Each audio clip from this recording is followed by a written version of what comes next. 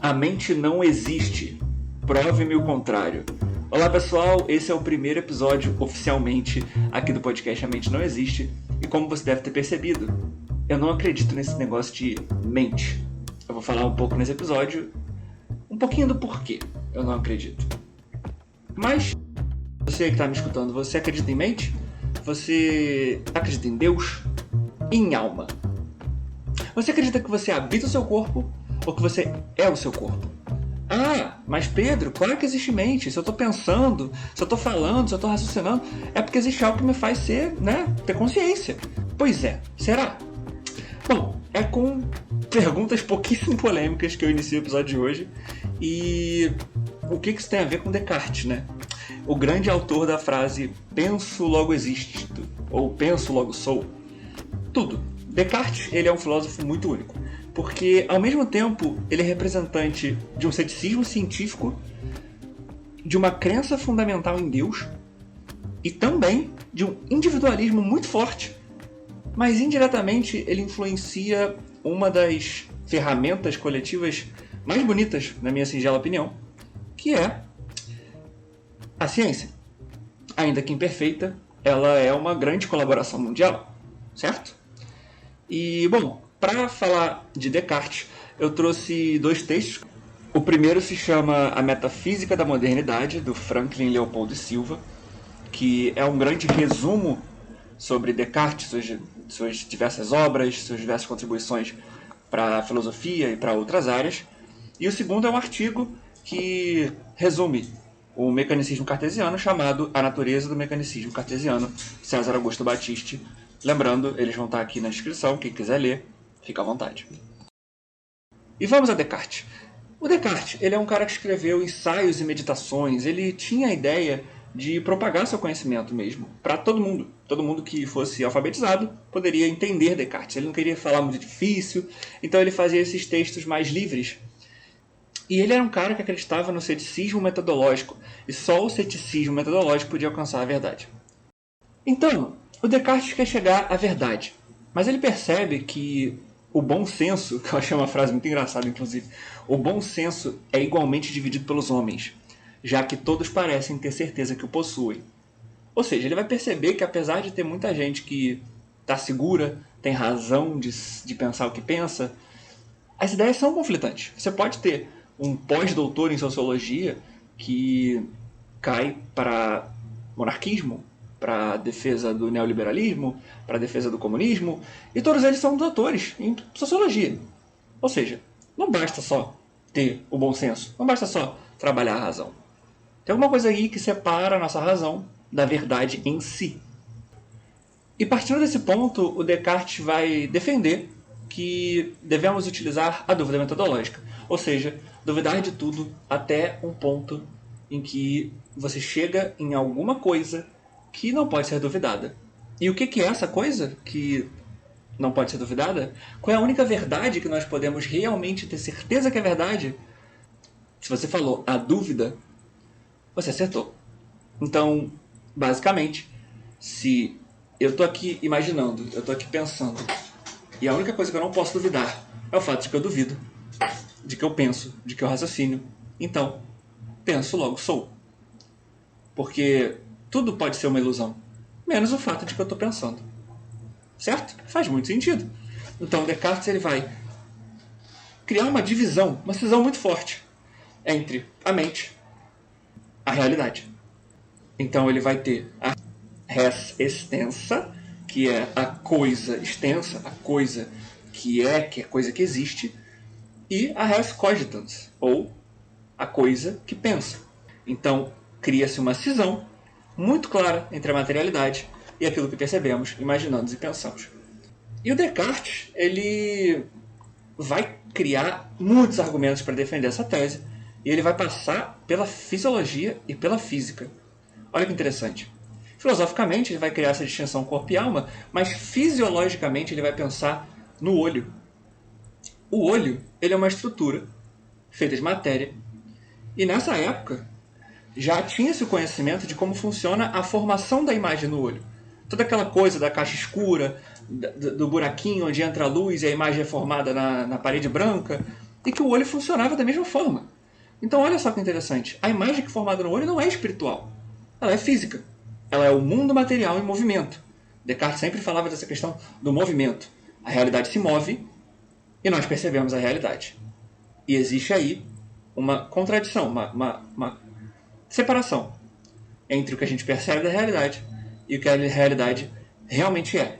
O sentimento de uma cor vai ser diferente das propriedades físicas que geram aquela cor.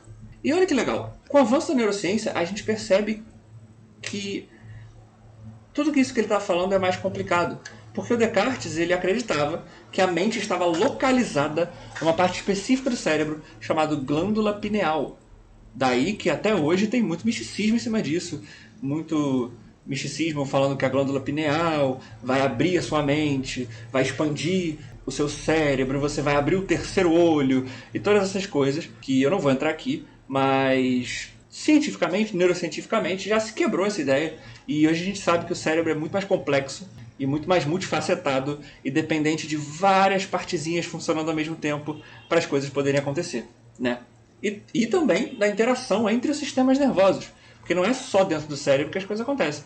É a interação cérebro-ambiente também, é a interação cérebro-outros cérebros. Isso é muito importante. Mas voltando a Descartes, ele vai então perceber que a representação que eu tenho de um objeto físico não me remete necessariamente a algo que lhe seja semelhante. As coisas ocorrem fora de nós. Cara, como esse pensamento ele é fantástico e influente até hoje. Eu não sei se vocês vão lembrar aí das aulinhas de ensino médio de vocês, mas um cara que já tinha uma ideia parecida, que veio antes de Descartes, é Platão. O Platão ele dizia que existia um mundo das ideias, que era perfeito, ideal, certo? E o mundo das coisas, o mundo material, o mundo imperfeito, uma cópia barata do mundo das ideias. E olha aí, o Descartes pode-se dizer que ele é um resgate de Platão em uma época que Aristóteles ainda imperava no imaginário coletivo.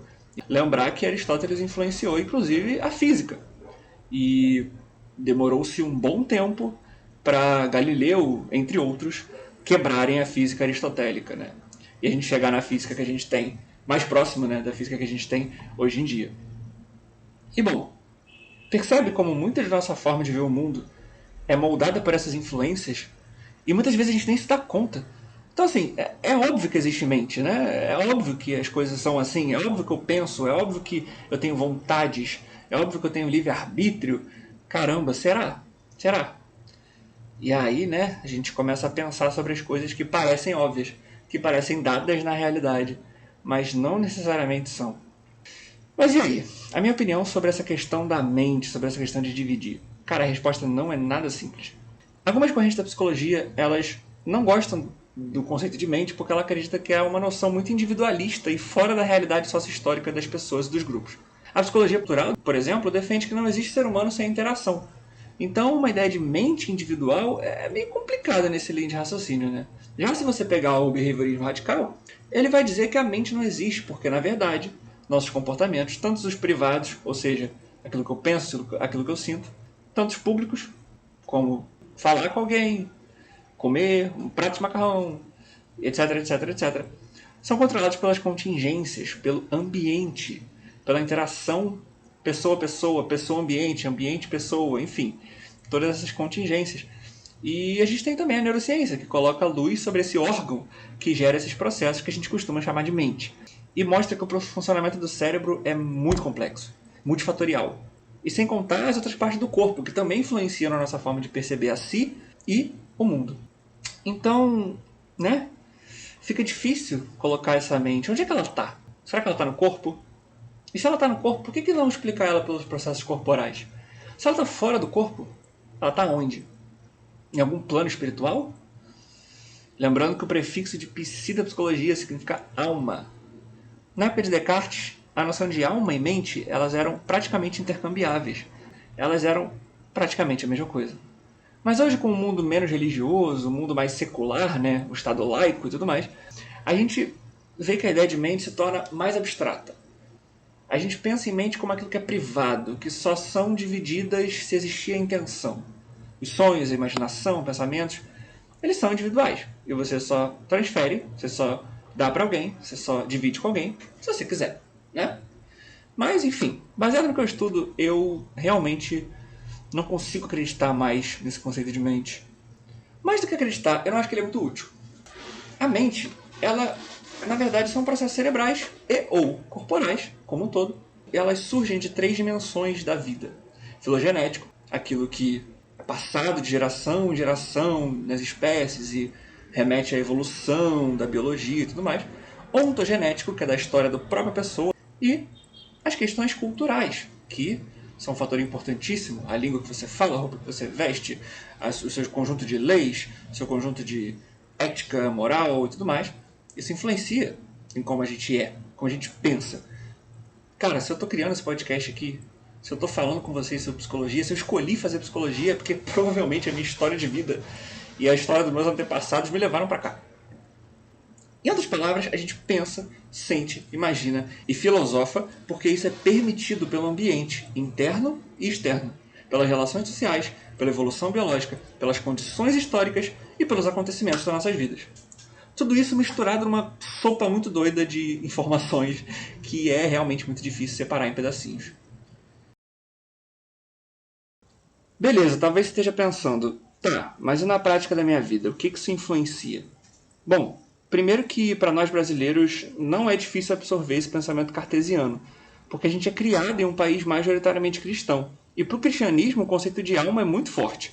É muito lógico pensar que essa vida é apenas uma fase e que depois o espírito seguirá para fora do corpo.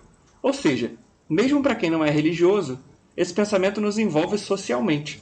E segundo que a visão mentalista, ela corre sério risco de ver o ser humano como um ser 100% independente das condições históricos, sociais e biológicas. Porque tudo vira questão de força de vontade. Quantos de vocês já ouviram a frase "você não é todo mundo"? Ou então um coach dizendo "você é capaz de tudo o que você quiser"? Porque afinal, você tem uma mente pensante, independente da realidade exterior, certo? Errado. Você sabia que todos nós estamos sujeitos a memórias falsas e vieses cognitivos? E que as suas memórias são reconstruídas o tempo todo? E que você as reinterpreta o tempo todo? Então, não dá para confiar nessa tal de mente, né? Pelo menos não na prática científica. Claro que levar isso em consideração na hora de fazer ciência é essencial, até mesmo nas ciências naturais. Mas acho que isso é um papo para outro episódio. Para concluir, eu digo que Descartes é um filósofo super importante. Os pensamentos dele levaram a uma posição crucial da ciência em voltar-se para aquilo que é material, observável. Até por essa questão da divisão. Res cogitans, res extensa. Mas ao mesmo tempo, o nosso queridão aí, ele criou uma separação tão forte entre mente e corpo, que é uma tarefa dificílima, uma tarefa quase impossível juntar essas duas coisas novamente. E nesse sentido, fica aí uma recomendação de um livro muito interessante chamado O Erro de Descartes, que é do neurocientista português Antônio Damasio, e ele discute essas separações, emoção, razão, mente e corpo, e como na verdade esses conceitos são inseparáveis à luz da neurociência. E dá para se dizer que a modernidade ela aproximou-se de Descartes a buscar um relativo distanciamento entre pesquisador e figura pesquisada, mas opôs-se a ele porque percebeu que a ciência só pode ser construída coletivamente, ao contrário da ideia de Descartes que você devia sentar, meditar individualmente, porque só assim você ia chegar na verdade, duvidando de tudo e, enfim, com seus próprios pensamentos. A gente percebeu que a ciência é coletiva, e que bom que é.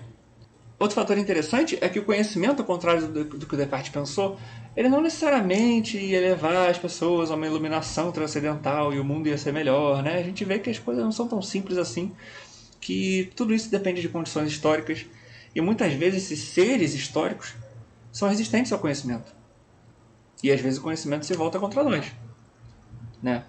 Um exemplo mais clichê disso é o fim da Belle Époque, com o início da Primeira Guerra Mundial e depois da Segunda Guerra Mundial e depois da Guerra Fria e, enfim, as coisas vão acontecendo e são muito mais complexas que isso. Mas e aí? O que você acha? Você discorda de mim? Você concorda de mim? Concorda de mim? É complicado. Concorda. Você concorda? Você discorda? E aí, fala comigo. Já sabe, comenta aqui embaixo, manda um e-mail. E cara, esse debate ele não está finalizado nunca. Na verdade, Ele é histórico da psicologia, ele existe até hoje. Mas é isso, pessoal. Espero que tenham gostado do episódio. É um trabalho que está começando, sou só eu, por enquanto. Eu estou aqui gravando, editando, estudando. E é isso. É um projeto que está me dando muito gosto de fazer, mas também dá um trabalhinho, né? E a gente gosta de ver o trabalho dando frutos. Então, é isso, pessoal. Muito obrigado por ouvirem até aqui. Espero que tenham gostado. E até a próxima.